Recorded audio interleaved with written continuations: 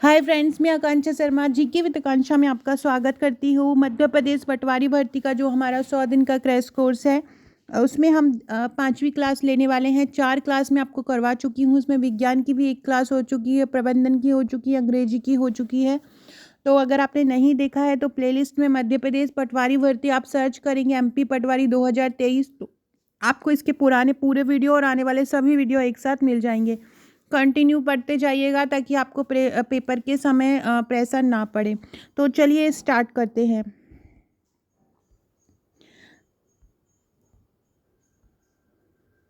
पहला क्वेश्चन है कि नाभिकीय संलयन क्या होता है। पहला क्वेश्चन है नाभिकीय संलयन क्या होता है। तो नाभिकीय संलयन सूर्य की ऊर्जा का स्रोत होता है। मतलब सूर्य की जो ऊर्जा हमको मिलती है तो किस प्रक्रिया द्वारा मिलती है, नाभिकीय संलयन।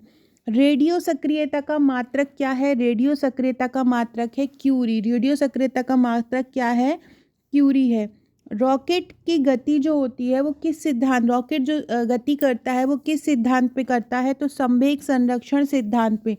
रॉकेट किस पे गति करता है, संवेग संरक्षण सिद्धांत पर गति करता है। मूल रंग कौन कौन से कहलाते हैं। मूल रंग कौन कौन से कहलाते हैं, नीला, लाल, हरा। नीला, लाल, हरा मूल रंग कहलाते हैं। सक्सटेंट का प्रयोग किस में होता है। सक्सटेंट का प्रयोग किस में होता है, ऊंचाई मापने में। सक्सटेंट का प्रयोग किस चीज में होता है, तो सक्सटेंट का प्रयोग ऊंचाई मापने में होता है। अवतल लेंस का प्रयोग ये आपसे पूछ सकते हैं, निकट दृष्टि दोष दूर करने के लिए किस प्रकार के लेंस का प्रयोग किया जाता है। तो निकट दृष्टि दोष दूर करने के लिए अवतल लेंस का प्रयोग किया जाता है। किसका किया जाता है, अवतल लेंस का प्रयोग निकट दृष्टि दोष को दूर करने के लिए किया जाता है। और आपसे पूछे दूर दृष्टि दोष दूर करने के लिए कौन से लेंस का उपयोग करते हैं, तो दूर दृष्टि दोष दूर करने के लिए उत्तल लेंस का उपयोग करते हैं। निकट दृष्टि दोष दूर करने के लिए अवतल लेंस का और दूर दृष्टि दोष दूर करने के लिए उत्तल लेंस का प्रयोग किया जाता है। फ्रेंड, डिस्क्रिप्शन बॉक्स में आपको हमारे WhatsApp, Telegram, Facebook, Twitter, Insta की लिंक मिल जाएगी, ज्वाइन कर लीजिएगा। इंस्टा पे मेरी आईडी आकांक्षा 1957 के नाम से है और फेसबुक पे आप जीके विद आकांक्षा के नाम से सर्च कर सकते हैं। जिससे मैं आज अपना वीडियो आपको पढ़ा रही हूँ, ये पटवारी के नोट्स के साथ आपको विज्ञान की एक बुकलेट मिलेगी 3000 प्रश्नों की, उसमें आपको ये क्वेश्चन मिलेंगे। परमाणु बम सिद्धांत किस पर आधारित है। परमाणु बम जैसे कि सूर्य की जो ऊर्जा है वो नाभिकीय संलयन पर जो सिद्धांत पर है, उसी प्रकार से परमाणु बम सिद्धांत जो है वो नाभिकीय विखंडन पर आधारित है।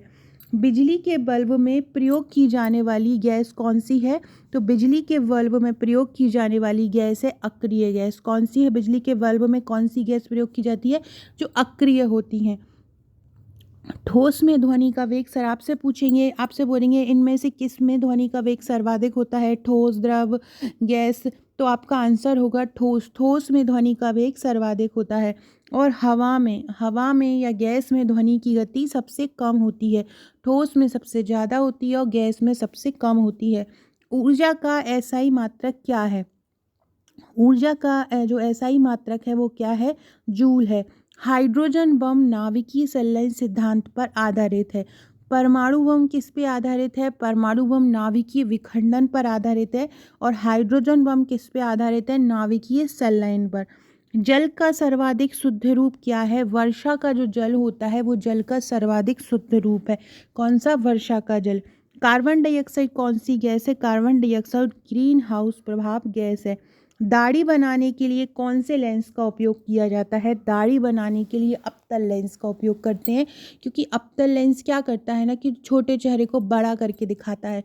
तो इसलिए दाढ़ी बनाने में हमारा चेहरा बिल्कुल स्पष्ट आए, इसलिए अवतल लेंस का प्रयोग दाढ़ी बनाने में किया जाता है। और जो कार की जो हेडलाइट बनाई जाती है, गाड़ी की, गाड़ी जो चलाते हैं, गाड़ियों में जो लाइट, वो जो कांच लगा हुआ होता है, वो उत्तल का लेंस का बनाया जाता है ताकि बड़े को छोटा करके दिखाया जाए।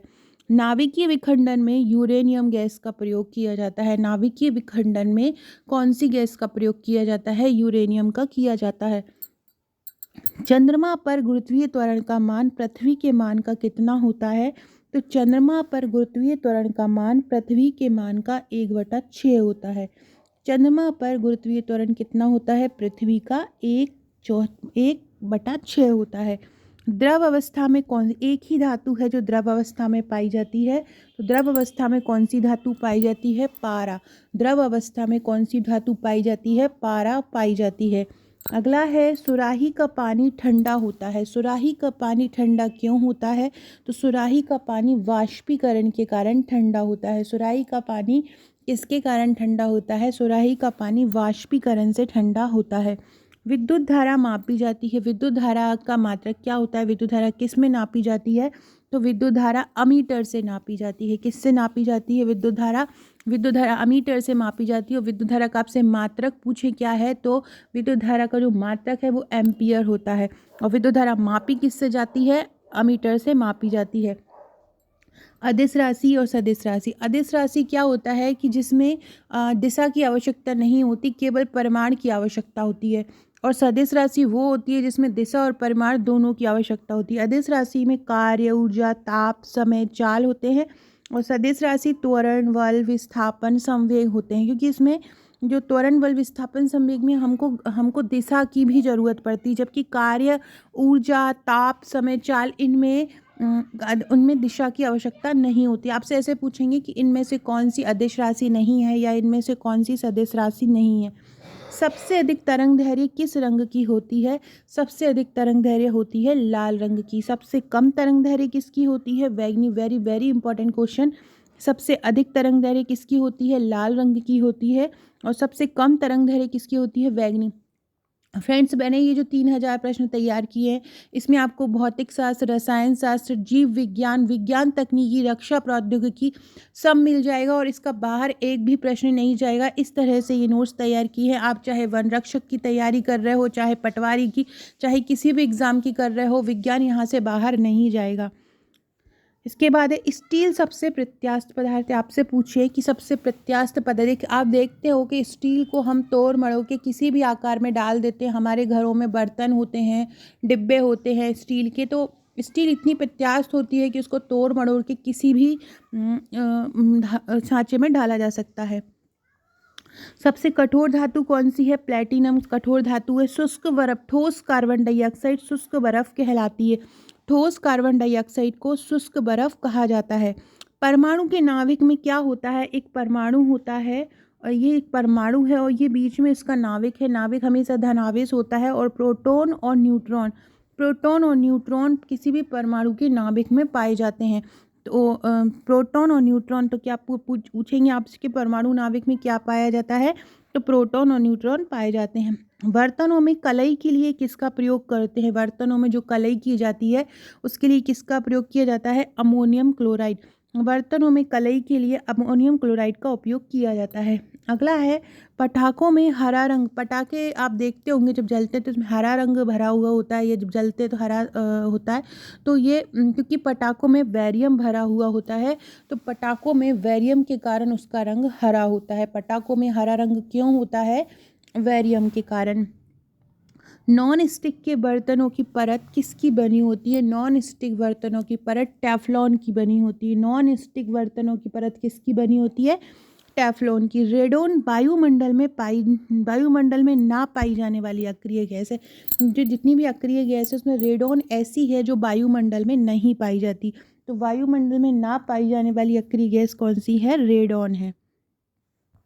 फ्रेंड्स, ये मेरे पटवारी भर्ती के नोट्स हैं, आप देख सकते हैं। ये अंग्रेजी है, सामान्य ज्ञान है, सामान्य विज्ञान, ये जिससे मैं आपको पढ़ा रही हूँ ये वो है। फिर व्यापम की परीक्षाओं में आने वाले प्रश्न हैं मध्य प्रदेश से संबंधित। ये पूरे भारत सरकार की योजनाएं हैं, कल्याणकारी कार्यक्रम, बजट, आर्थिक सर्वेक्षण, वन सर्वेक्षण, पशुधन जनगणना, इसमें सब कुछ है जिससे प्रश्न पूछे जा सकते हैं।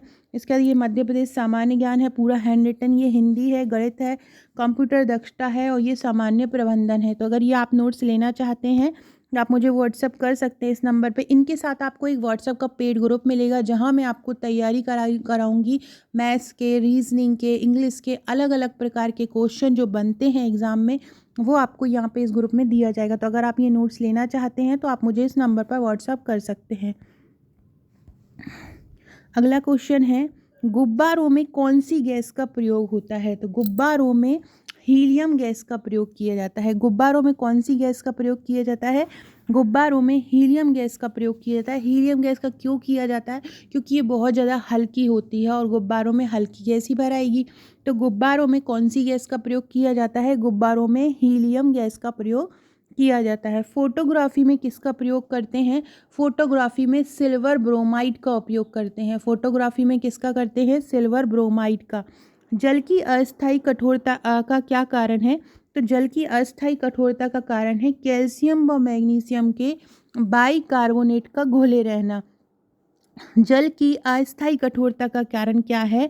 कैल्शियम और मैग्नीशियम के बाइकार्बोनेट का घुले रहना। पानी की स्थायी कठोरता क्यों होती है?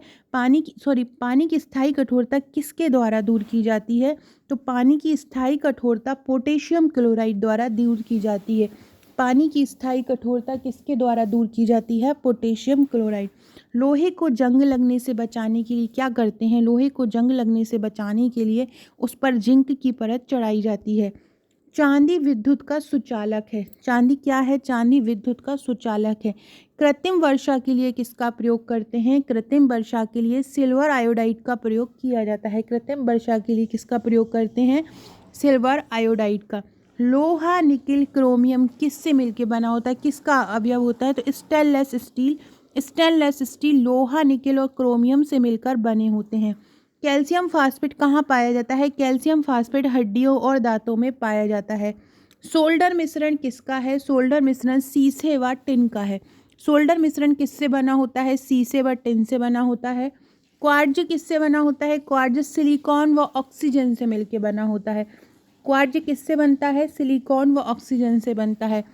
पिटवा लोहा लोहे का शुद्धतम रूप है। कौन सा? पिटवा लोहा।